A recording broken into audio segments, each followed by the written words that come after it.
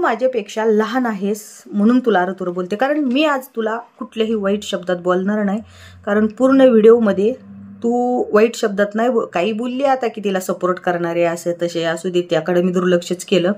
पण तू माझं नाव घेऊन जेव्हा म्हणली ना की ताई साहेब की सत्याला सपोर्ट करा किंवा मला संजीवनी राणीचे विचार का पटले किंवा तुझा मला राग आहे म्हणून मी संजीवनी राणीला सपोर्ट करते, बिलकुलच नाही, बिलकुलच नाही.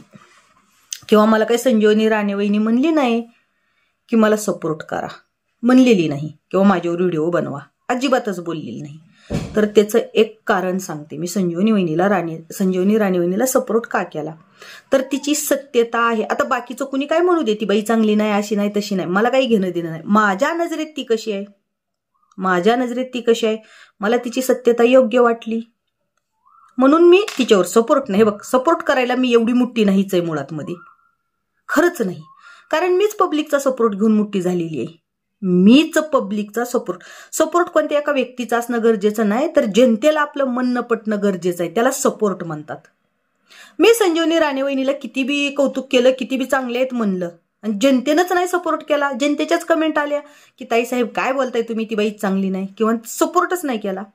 तर माझ्या सपोर्टचा काहीच एक उपयोग होत नाही, एका व्यक्तीच्या सपोर्टचा काही उपयोग होत नाही. पब्लिकला संजीवनी राणेचं म्हणणं पटणं गरजेचं आहे. संजीवनी राणे कशी आहे ही पब्लिकला पटणं गरजेचं आहे, मला नाही.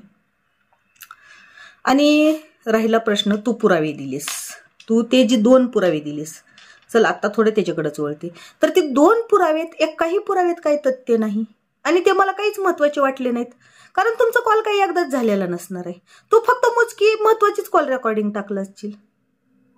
ज्या व्यक्तीची कॉल रेकॉर्डिंग टाकली ते काय महत्वाचीच नाही. तुम्ही ज्या वेळेला कामावरचं बोलायले तेवढीच रेकॉर्डिंग टाकली असतील. अशी भरपूर पण कॉल होऊ शकतात बाकीचे. बरं ते असो. हे बघ, मला तुझ्या पर्सनल लाईफशी काहीच घेणं देणं नाही. मी आता सोशल मीडियावर तुझ्या पर्सनल लाईफचं की घड्याळ दिलं किंवा हे का बोलले हे नंतर सांगतेस. आणि दुसरी फक्त आधी मी दुसरी कॉल रेकॉर्डिंग तू टाकली संजीवनी राणीची. ह्याच्यात नवीन काय टाकलंस तू सांग ना. जरांगे पाटलांविषयी संजीवनी राणे तुझे पशी मारलं, हाणलं, ना असं केलं तसं केलं म्हणून सांगितलं. काय चुकीचं केलं? त्यावेळेला संजीवनी राणेचं तुझं भरपूर काही चालत होतं आणि तू जरांगे पाटलांच्या विरोधात भुंकत होती म्हणून सांगितलं असेल. मैत्रीच्या नात्याने त्यांनी सांगितलं की अगं जरांगे पाटलांना असं असं केलं, तसं तसं केलं. ह्याच्यात नवीन काय? आता तू नाही का बदलली? कारण त्यावेळेला तिला माहित नव्हतं की जरांगे पाटील योग्य आहेत आणि तू चुकीची आहेस. कारण ती त्यावेळेला तुझी मैत्रीण होती. ज्या वेळेला ती तुझ्यापाशी येऊन राहिली, बघितली, त्यावेळेला तिला सत्य कळलं, तिनं सोडली तुझी साथ. मग तिला कळलं की जरांगे पाटलावर भुंकायला तू पैसे घेतलेले आहेस. तिला ह्या सगळ्या गोष्टी कळायच्या आधीची कॉल रेकॉर्डिंग आहे ती. आणि मग हे तर कार्य तू पण केलेलं आहेस. तू पण जरांगे पाटलांच्या सोबत होतीस. आता तुला वाटलं नाही, तू पैसे घेतले जरांगे पाटलांवर बोलायचे, तू जरांगे पाटलांची साईट सोडलीस. कारण छगन भुजबळ साहेबांना जेव्हा तू घाणघाण भाषेत बोलली ना त्यावेळेला तू नव्हती का जरांगे पाटलांकडून? तू पण नंतर बदलली.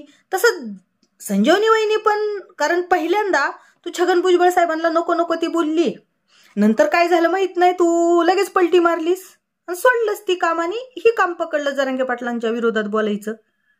अगदी तसंच संजीवनी वहिनीनं केलेलं आहे की पहिलं संजीवनी वहिनी जरांगे पाटलांच्या विरोधात बोलत होते. जेव्हा त्यांच्या लक्षात आलं की बाबा जरांगे पाटील सत्तेचे आहेत, खरे आहेत, त्यांच्यावर बोलणाऱ्या व्यक्तीनं पैसे घेतलेले आहेत, जी समाजाची दिशाभूल करत आहे पैसे घेऊन, हे संजीवनी वहिनीच्या लक्षात आलं आणि त्यांनी